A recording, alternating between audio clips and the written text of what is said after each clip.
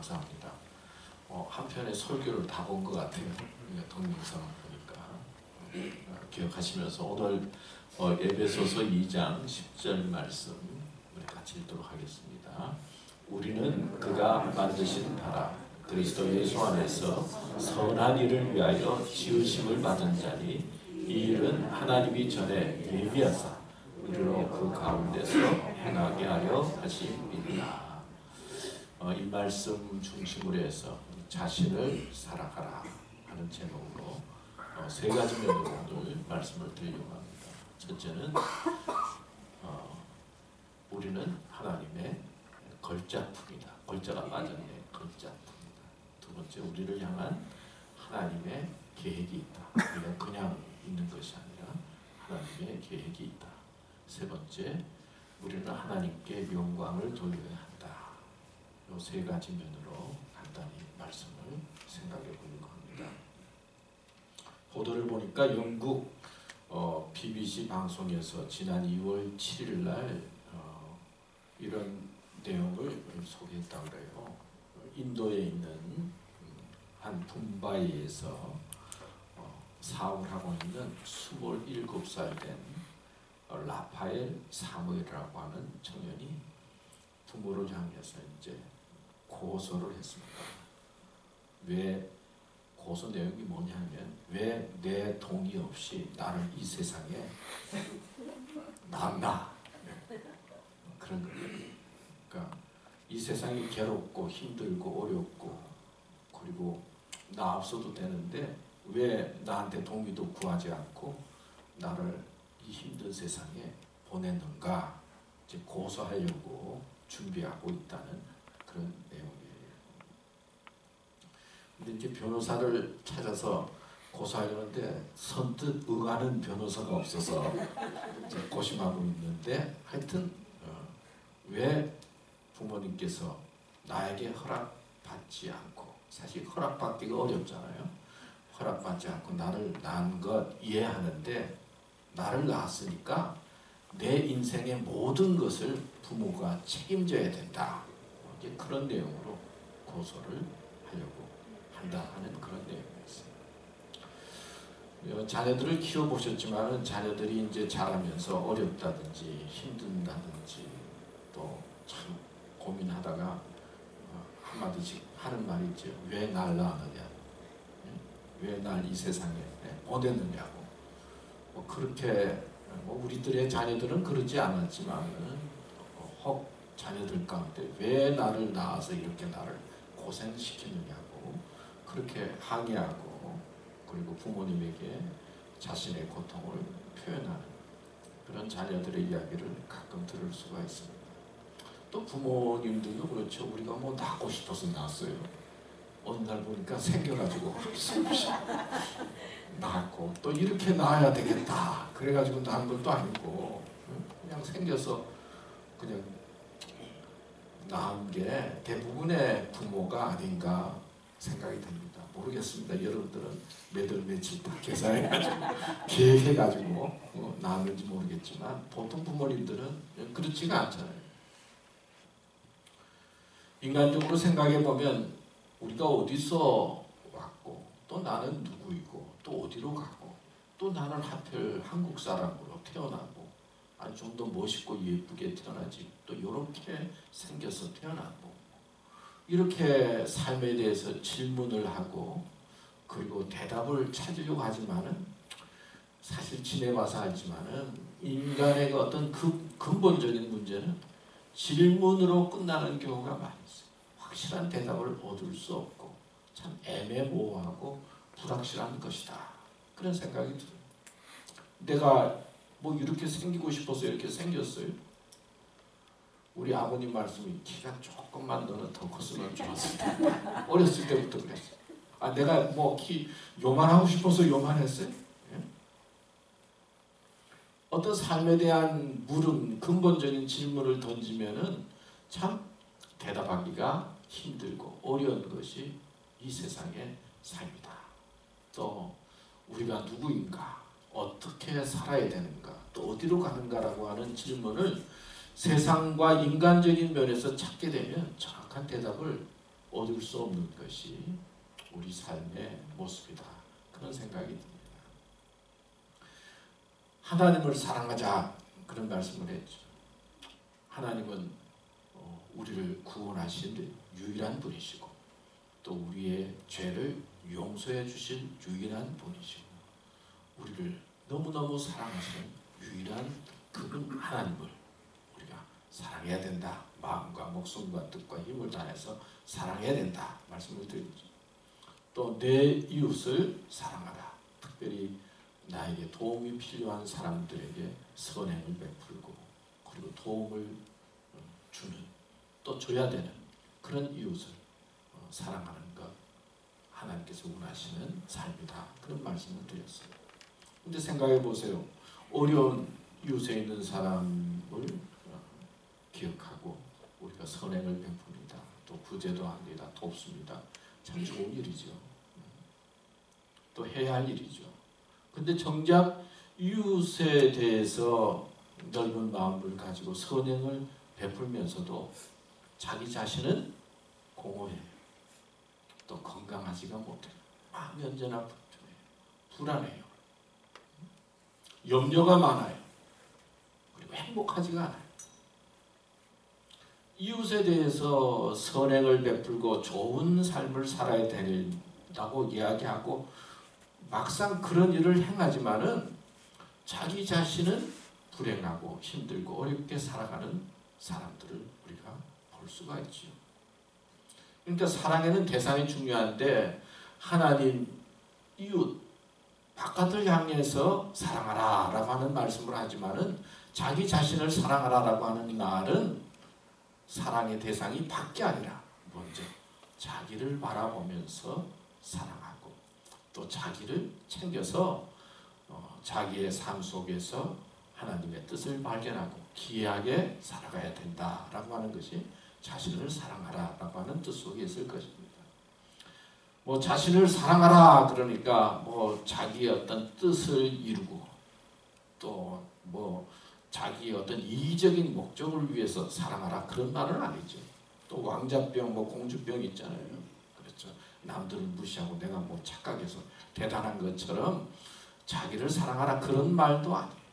자기를 사랑하라 하는 이 말씀 속에는 하나님께서 나에게 주신 귀한 뭐 자존감도 있고 또 자신감도 있고 특권도 있는데 하나님께서 나에게 주신 그 귀한 것들을 발견하고 그리고 이 세상에 자부심을 가지고 또 믿음으로 자신이 소중한 것을 깨닫고 가치 있고 의미 있게 살아가기 위해서 자신을 사랑해야 된다.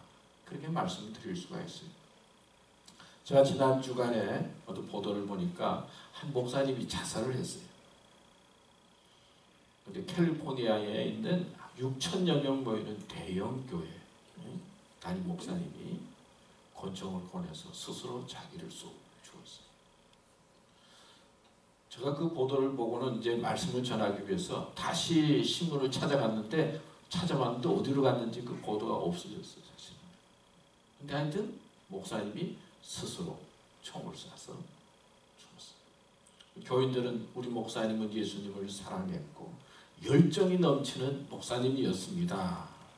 그렇게 이야기를 했습니다마는 생각해보면 하나님을 믿고 의지하는 목사님 그리고 또 세상적으로 보면 6천여 명이나 모이는 대형 교회를 이룬 목사님 그분이 어떻게 정신병을 앓고 우울증에 걸리고 그리고 스트레스를 견디지 못해서 어떻게 스스로 목숨을 끊을 수 있을까 그런 질문을 던지면서 제가 참 마음이 안타까웠어요.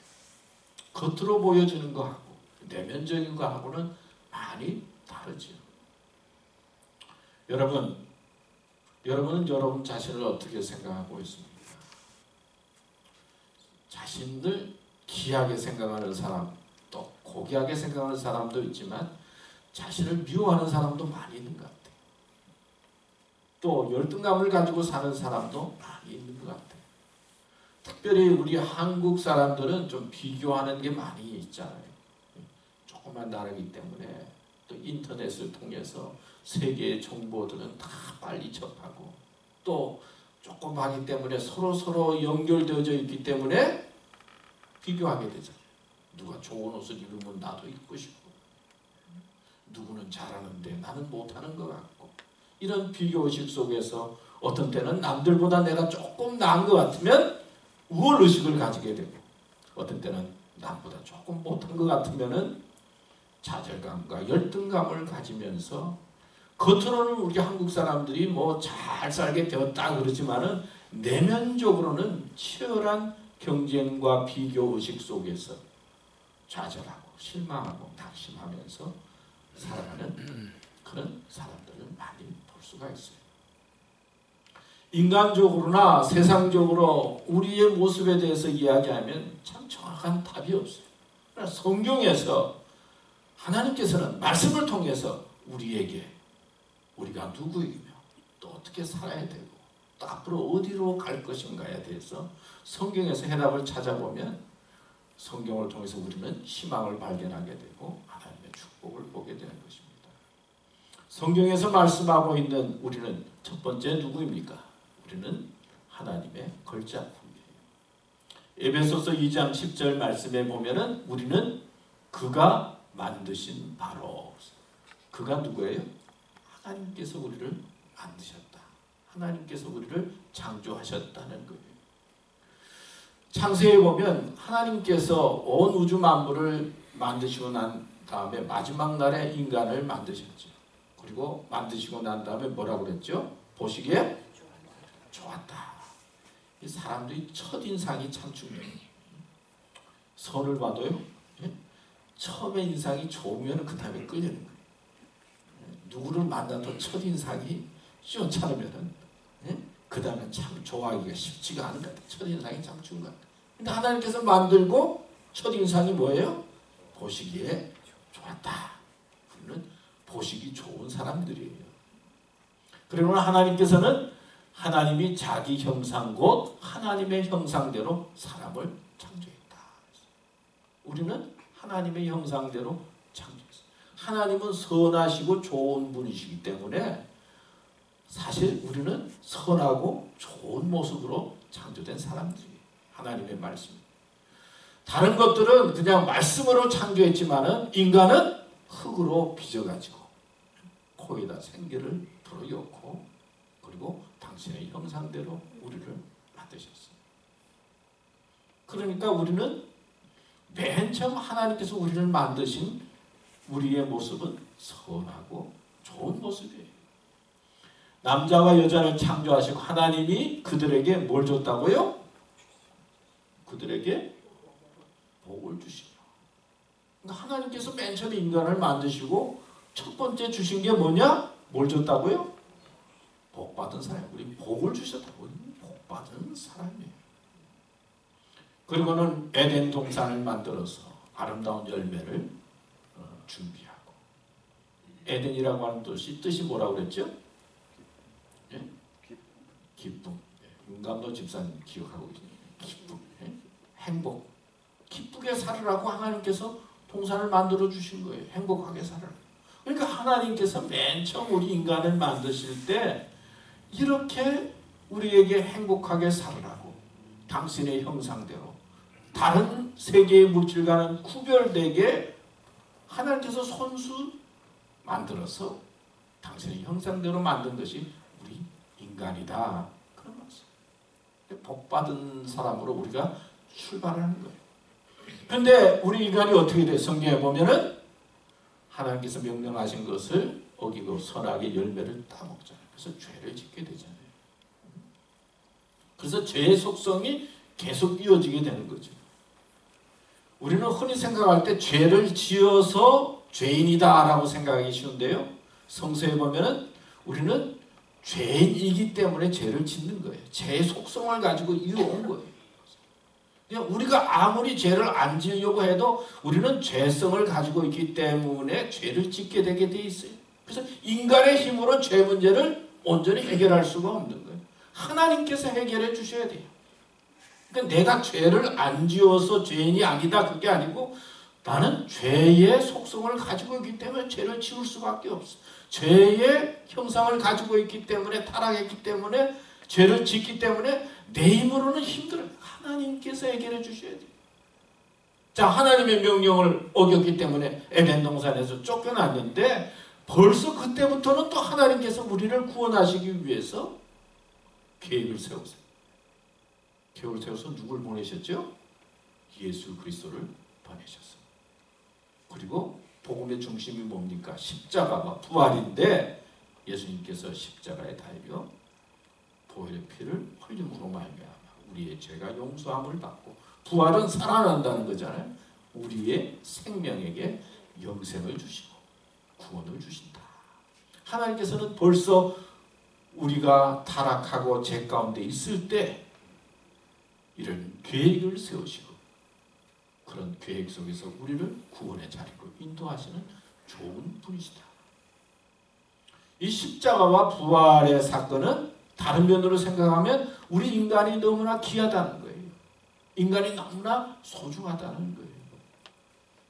시편 139편 14절 말씀 우리 다 같이 읽을까? 시작. 내가 주께 감사함은 나를 지으심이 심히 기묘하심이라.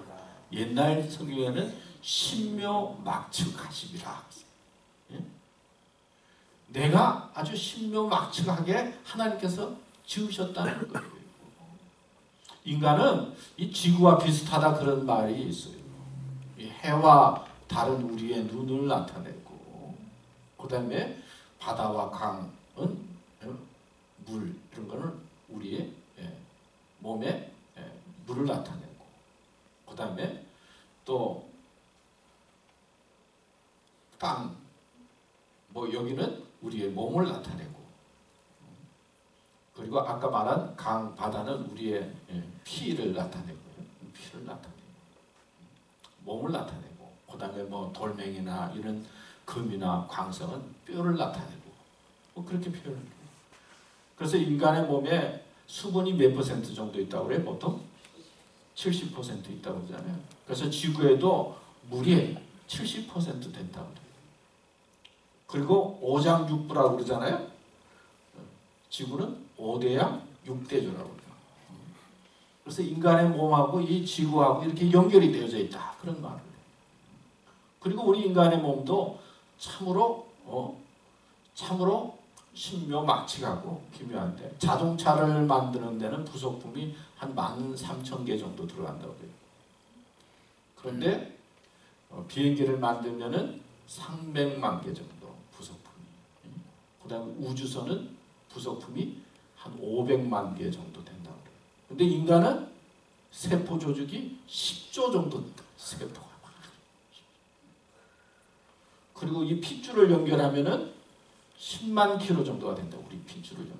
그래서 지구를 한 바퀴 돌고도 남대, 이 핏줄이. 그 다음에 머리도 한 10만 개 정도 된대. 이 머리카락 하나가 3kg 정도를 뭐 견딜 수 있게 한다. 그리고 우리의 뇌를 평생 동안 써도 5%밖에 못 쓴다. 95%는 남아야 돼.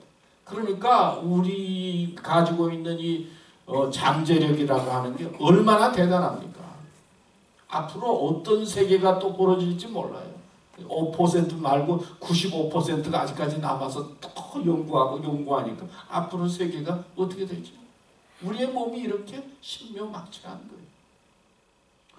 하나님은 유일하신 하나님이다 말씀을 드렸죠. 상품과 걸작품의 차이는, 상품은 많이 있지만 걸작품은 하나밖에 없다는 거예요. 근데 인간도 뭐래요? 다 이야기 보면 닮은 사람이 하나도 없다고 그래요. 60억, 뭐 50억 그래도 다 안 닮았다고. 쌍둥이도 닮은 것 같지만 지문은 다르고요. 그러니까 우리는 하나밖에 없는 걸작품. 생명도 하나밖에 없어요. 인간적으로 생각하면 우리는 참 뭐 부족한 것도 많고, 추한 것도 많고, 연약한 것도 많고, 뭐 안 되는 것도 많고, 아니 남들은 잘 사는데 왜 이렇게 나는 못 살고, 뭐 여러 가지. 그렇지만은 하나님의 관점에서 보면 우리는 걸작품이에요. 하나밖에 없는 귀한 하나님의 작품이다. 말씀을 드릴 수가 있어요. 그러니까 우리는 얼마나 하나님 입장에서 소중한 사람들이에요. 하나님의 축복을 받은 사람들. 그래서 하나님을 믿는 게 이렇게 소중한 거예요. 하나님을 알고 믿고 신앙생활을 한다라고 생각하면 얼마나 소중하고 귀한지 몰라요. 여러분 같은 값이면 나를 소중히 여기고 귀하게 여기는 사람이 좋잖아요. 나를 무시하는 사람 좋아요, 싫어요? 보고 싶지 않죠. 나를 너무나 사랑하고 나를 귀하게 여기고 내가 죄를 지었지만은 예수님을 통해서 십자가에 달려 죽으심으로 말미암아 내 죄 용서함을 받고 구원하여 주시기를 원하시는 하나님을 만나고 믿고 의지하고 예배드리고 기도하고 이게 믿음으로 깨달아지기 시작하면 얼마나 큰 축복이요 은혜인지 몰라요. 여러분 그런 의미에서 우리는 축복받은 사람이에요. 놀라운 은혜의 사람이에요. 한번 따라할까요? 나는 괜찮다. 나는 멋있다. 제가 우리 학생들한테 야, 너 참 멋있다, 잘생겼다 그러면요, 예, 감사합니다 그래야 되는데 학생들이 아니에요, 저는 못생겼어요. 그래? 우리 여기 학생들한테도 참 이쁘고 멋있다 그러면 예 그래야 되는데 감사합니다 그래야 되는데 아니에요. 나는 뭔가 세상에 여러 가지 사건으로 꽉 차 있게 되니까 그때부터 자격지심이 생겨요. 내가 그렇게 생각하더라도 하나님께서는 말씀을 통해서 우리를 걸작품으로 만들어 주셨어요. 믿습니까? 이런 믿음으로 살아가는 게 복이다. 두 번째는 나를 향한 하나님의 계획이 있다. 오늘 말씀해 보면 우리는 그가 만드신 바라 그리스도 예수 안에서 선한 일을 위하여 지으심을 받은 자니. 그리스도 예수 안에서 뭘 위하여? 선한 일을 위하여 지음을 받는다. 하나님이 우리를 만드셨는데 먼저 예수님을 믿고 예수님 안에서 선한 일을 하라고 우리를 지으셨다. 그런 말씀을 하고 있는. 선한 일이 뭐예요? 하나님을 사랑하고 하나님께 예배드리고 또 하나님께 영광을 드리고 또 이웃을 사랑해서 이웃을 돕고 바르게 살고, 이게 선한 일 아니겠습니까? 하나님께서는 우리를 걸작품으로 만드신 뜻이 있는데 우리를 통해서 하나님의 선한 일들을 이루기 위해서 만드셨다. 그래서 성경은 말씀하고 있습니다. 성경에 보면 많은 말씀들이 있지요. 사람이 자기의 길을 계획할지라도 그 걸음을 인도하시는 분은 누구라고요? 하나님이시다. 하나님의 계획이 있다는 거예요. 내가 아무리 뭐 해도 하나님께서 계획하는 일들이 있다는 거예요. 아무것도 염려하지 말고 너희는 먼저 그의 나라와 그의 의를 구하라 그랬죠. 하나님의 나라와 의를 구하라 라고 하는 이 말씀 속에서는 하나님께서 우리를 향한 계획이 있다는 거예요. 또 너희는 이 세대를 본받지 말고 오직 마음을 새롭게 함으로 변화를 받아. 늘 박장로님 기도도 했는데 하나님의 선하시고 기뻐하시고 온전하신 뜻이 무엇인지 분별하도록 하라. 이 말씀 속에는 세상 너무 따라가지 말고 하나님의 뜻을 따라가야 된다. 하나님이 우리를 향한 뜻이 있다는 거예요. 하나님의 계획이 있다는 거예요. 근데 하나님께서 맨 처음에 우리들을 향해서 인간을 창조하시고 난 다음에 이렇게 말씀했어요. 하나님이 그들에게 복을 주시며, 그전에는 하나님께서 당신의 형상대로 인간을 만드시고 그 다음에 복을 주시며 하나님이 그들에게 이르시되 생육하고 번성하여 땅에 충만하라. 인간에게 뭐 하라고 그랬죠? 생육하고 번성하고 땅에 충만하라. 자녀 많이 낳아라. 그런 의미도 있지만 더 나아가면 하나님을 믿는 영혼의 자녀들을 번성케 하라. 그 다음에 땅을 정복하라. 바다의 물고기와 하늘의 새와 땅에 움직이는 모든 생물을 어떻게 하라고요? 다스리라. 그러니까 세상에 다스림을 받는 사람이 아니라 다스리는 자, 우리를 부르셨고 우리에게 사명을 준 거예요. 돈의 다스림을 받다든지 인간관계에 힘들어 다스림을 받는 것이 아니라 세상을 다스리고 지배하는 자로 우리를 부르셨다. 그 말씀을 하고 있어요. 제가 이름을 잃어버릴까봐 밑에 이름을 줬어요. 윌리스 존슨이라고 하는 사람. 이 사람이 목재소에서 일을 했는데 40세가 된 어느 날 소장이 부르더니 이때까지 열심히 수고했지만은 오늘부터 회사 그만두시오. 해고 통지를 받았어. 그래서 착실하게 목재소에 일 열심히 하다가 갑자기 그 돈 받아가지고 그냥 생활하면서 잘 지냈는데 갑자기 해고를 당하니까 얼마나 충격이겠어요. 그래서 이 존슨이라고 하는 사람이 해고 통지를 받고는 집에 돌아왔는데 너무나 낙심이 되는 거예요. 절망이 되는 거예요. 그리고 소장이 너무한 거예요. 내가 이렇게 열심히 일을 했는데 앞길도 책임지지 않고 이렇게 나를 자르다니 막 분한 마음도 생기고 살 길도 막막하고 막 고민이 됐어. 아내도 같이 고민을 하는 거예요. 살아야 되는데 어떻게 살지. 겨우 월급 받아가지고 주급 받아가지고 겨우 살아왔는데 해고되니까 살 길이 없는 거예요. 고민하고 고민하다가 어떻게 하면 좋을까. 살아야 되는데 자기가 목재소에서 일했으니까 그럼 내가 집을 지어보자. 그래서 아내하고 의논하니까 지금 있는 집을 저당 잡혀서 이제 건축을 시작해야 되겠는데 아내가 처음에는 막 반대를 하는 거예요. 집까지 잃어버리려고 그러는 거예요. 그래도 뭐 먹고 살아야 되니까 집을 저당 잡혀서 그리고는 건축업을 시작했는데 시작하기 할 때 너무너무 고생했어요. 근데 5년이 지나서는 수백만 불을 버는 사람이 되었고 그 다음에 홀리데이 인이라고 하는 그 호텔이 있죠. 그거를 만든 사람이 되었어요. 이 사람이 나중에는 나는 그때 나를 해고시킨 소장을 만나고 싶다. 전에는 날 해고시켰다고 너무 분했지만은 이제는 너무너무 감사하고 해고당했을 때 거기에 하나님의 계획과 뜻이 있는 것을 보게 되었다. 그런 말을 했어요. 믿음을 가지고 하나님을 의지하게 되면 고난도 변하여서 축복이 되는 거예요. 그리고 고난 속에서 하나님의 뜻을 찾으면 거기에 하나님의 역사가 있고 능력이 내 삶 속에 있게 되는 거예요. 윌리엄 카우프라고 하는 영국의 그 고전 문학의 유명한 사람인데 샘물과 같은 보혈은 뭐 이런 찬송이 있잖아요. 찬송가 67곡 찬송곡을 67곡이나 치는 사람. 그래서 우리 한국 찬송가에는 3곡이 들어왔다고 해요. 근데 이 윌리엄 카우프라고 하는 사람은 젊은 시절에 변호사였는데 잘 나가는 변호사였어요.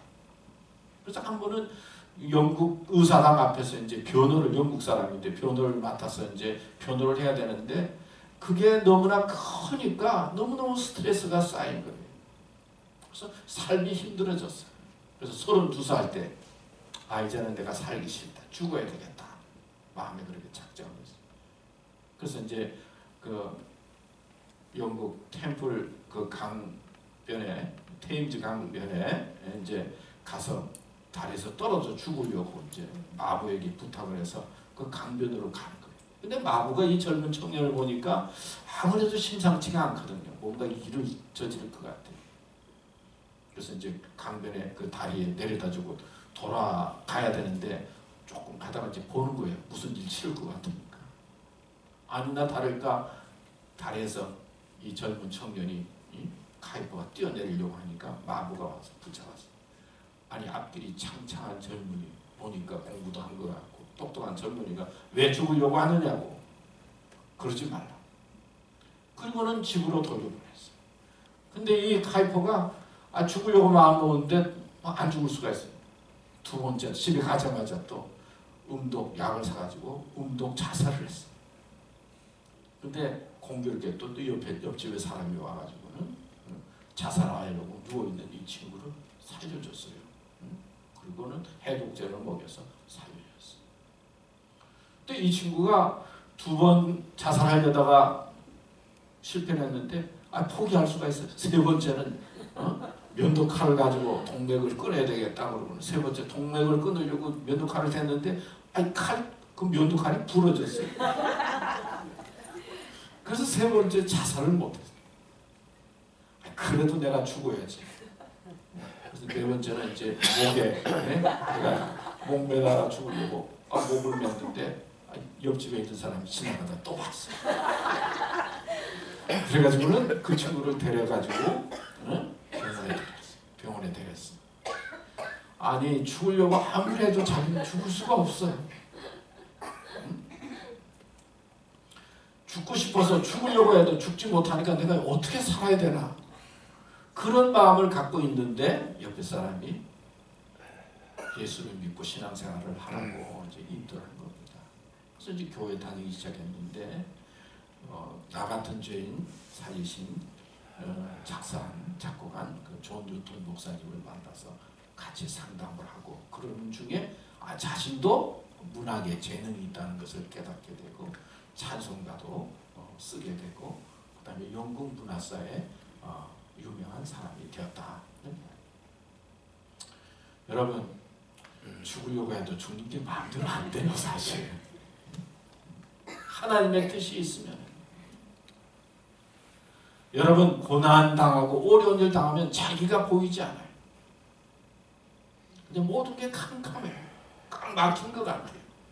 그러나 꽉 막힌 것 같고 고난 중에 있을 때 하나님께 기도하고 하나님을 찾으면서 하나님 내가 어떻게 하면 좋겠습니까? 하나님의 뜻이 무엇입니까? 찾으면 고난이 변하여서 축복이 되고 고난 속에서 내가 가야 할 길을 발견하게 되고 고난 속에서 하나님의 능력을 얻게 되는 것입니다. 우리가 본 동영상도 그런 의미잖아요. 여러분 어떤 의미가 있습니까? 어떤 어려움이 있습니까? 힘든 것이 있습니까? 여러분의 삶 속에 하나님의 계획이 있어요. 세상 바라보고 다른 사람 바라보지 말고 하나님 나를 향한 계획이 무엇입니까? 나를 향한 뜻이 무엇입니까? 이렇게까지 장수하게 하는 하나님의 섭리가 무엇입니까? 기도하면서 하나님의 계획과 뜻을 찾으면 그 속에 복이 있고 은혜가 있습니다. 여러분의 삶 속에 하나님의 계획을 발견하고 찾는 삶이 되시기를 축원합니다. 마지막으로 나는 하나님께 영광을 돌려야 한다.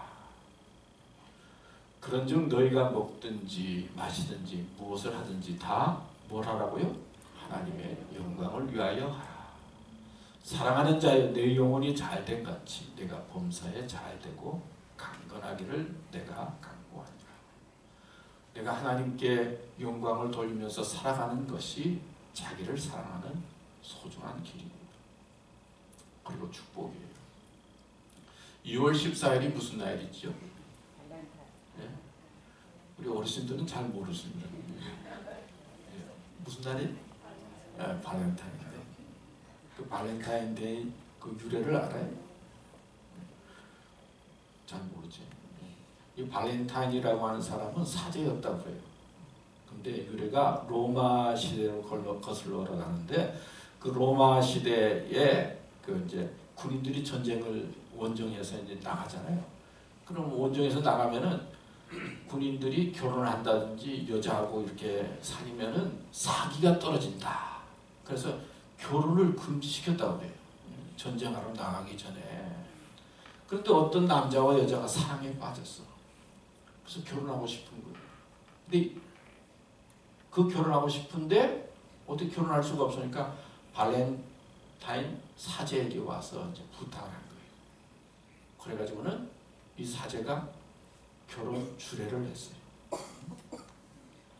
근데 결혼 주례를 한 것이 발각이 돼서 법을 어겼다고 사형을 당했어요. 발렌타인 사제가. 그때가 언제냐면 270년 2월 14일. 그래서 결혼 주례해가지고 사형당한 사람이 발렌타인 사제.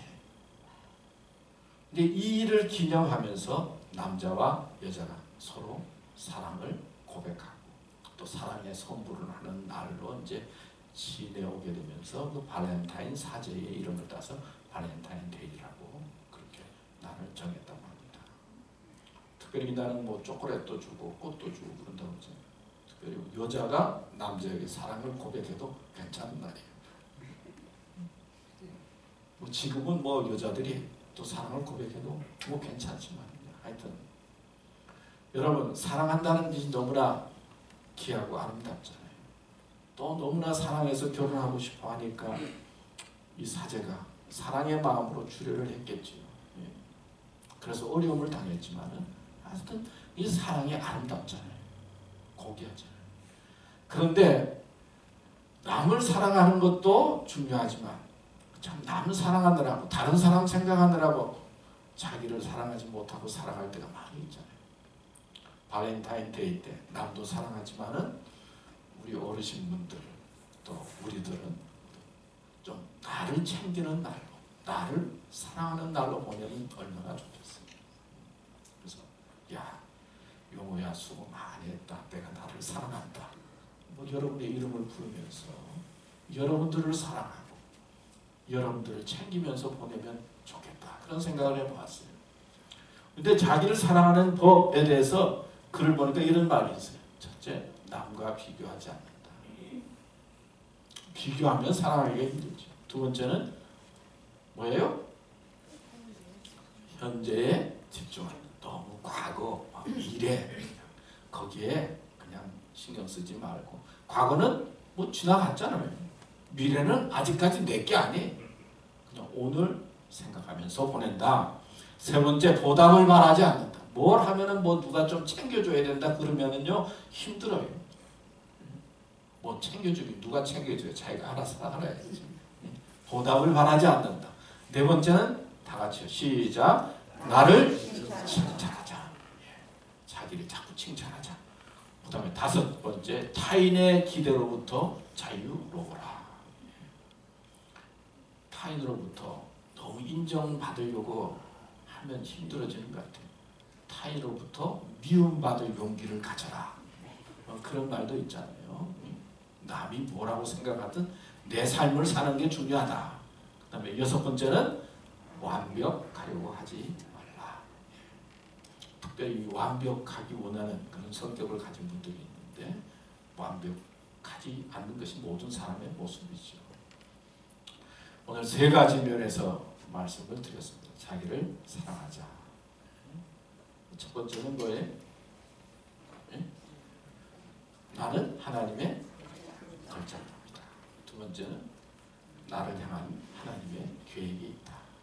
세 번째는 하나님께 영광 돌리는 삶을 사는 것. 이게 자기를 사랑하는 가장 소중하고 귀한 것이다. 말씀을 생각하면서 자기를 사랑하면서 보내는 귀한 주간이 되시기를 축원합니다. 하나님, 오늘도 말씀을 나누었습니다.